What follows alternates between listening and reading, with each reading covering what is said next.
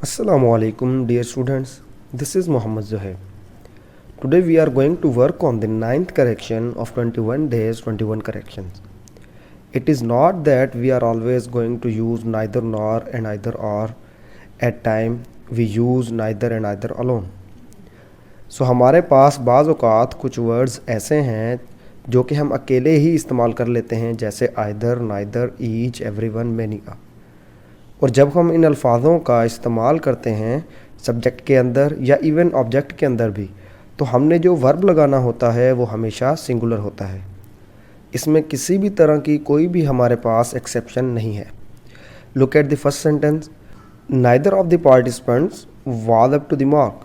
Who was up to the mark? Neither of the participants. So this is our subject.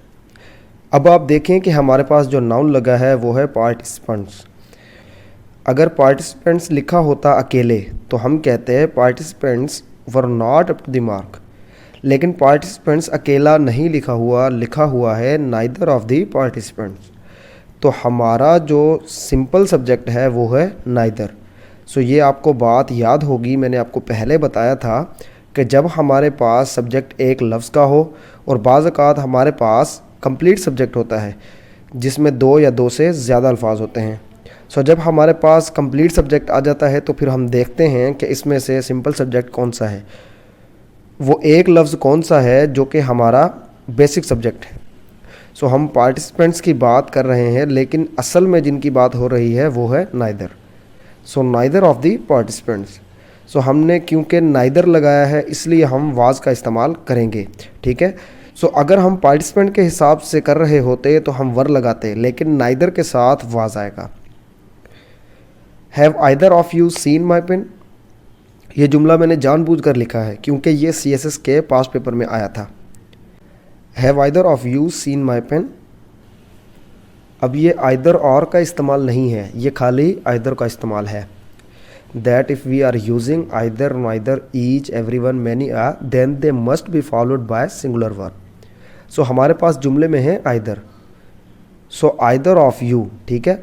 So either के साथ हमारा जो verb लगेगा वो होगा सिंगुलर। सो यहाँ पर आना था has either of you seen my pen.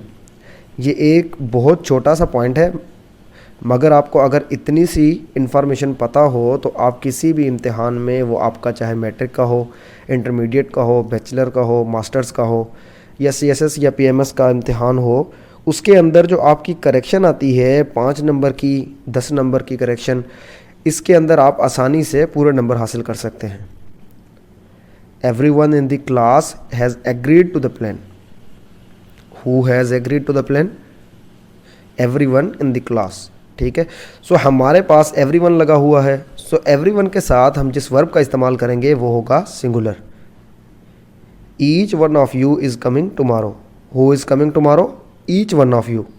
So each लगा हुआ है। सो ईच के साथ भी हम हमेशा सिंगुलर वर्ब का इस्तेमाल करते हैं।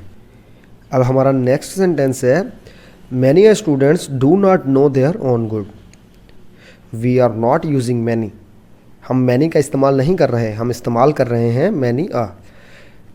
सो इस चीज़ पर आपने ध्यान देना है कि हम इस्तेमाल किस चीज़ का कर रहे हैं। मैनी आ स्टूडेंट्स, ये हमारा सब्जेक्ट है।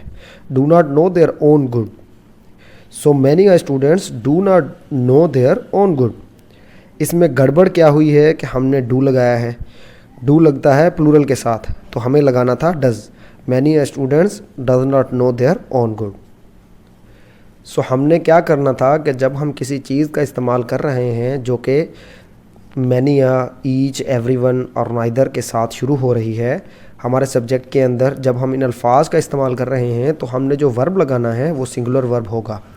दूसरी बात ये कि आप इस आखिरी एग्जाम्पल में देखें कि मैंने लगाया है many students do not know their own good.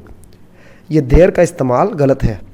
बाज़ औक़ात जो आपको करेक्शन आती है इसके अंदर एक नहीं 2 गलतियाँ होती हैं, तो ये मत सोचें कि मैंने एक गलती निकाल दी तो अब कोई दूसरी गलती नहीं होगी। अगर हम अपना वर्ब सिंगुलर लगा रहे हैं तो इसका मतलब ये है कि हमारा जो सब्जेक्ट है वो सिंगुलर है। सो मुझे यहाँ लगाना था many students do not know his own good. आप हिज भी लगा सकते हैं, आप हर भी लगा सकते हैं, और आप हिज और हर दोनों भी इस्तेमाल कर सकते हैं। सो आपको ये बात याद रखनी है कि आपने जब भी आपके सामने जुमला आएगा इसमें आइदर और एवरीवन, ईच, मैनी का इस्तेमाल होगा, तो आपने हमेशा उनके साथ सिंगुलर वर्ब का इस्तेमाल करना है।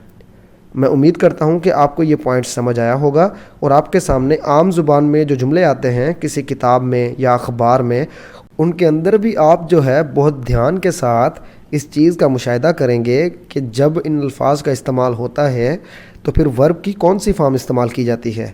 Believe you me, the best way to develop language is to study language. ऐसा नहीं है कि आपने इसमें मास्टर्स करने चले जाना है, बल्कि आपने जो रूटीन में आपके सामने अंग्रेज़ी ज़ुबान में जुमले आएंगे, you just have to be more observant, you will quickly learn the language. I hope that you are gaining from these lectures. If you are watching this video on YouTube, make sure that you have subscribed my channel and also press the bell icon. क्योंकि अगर आपने bell icon press नहीं किया होगा तो आपको मेरी next video की नोटिफिकेशन नहीं आएगा। I will see you tomorrow inshallah. Thank you.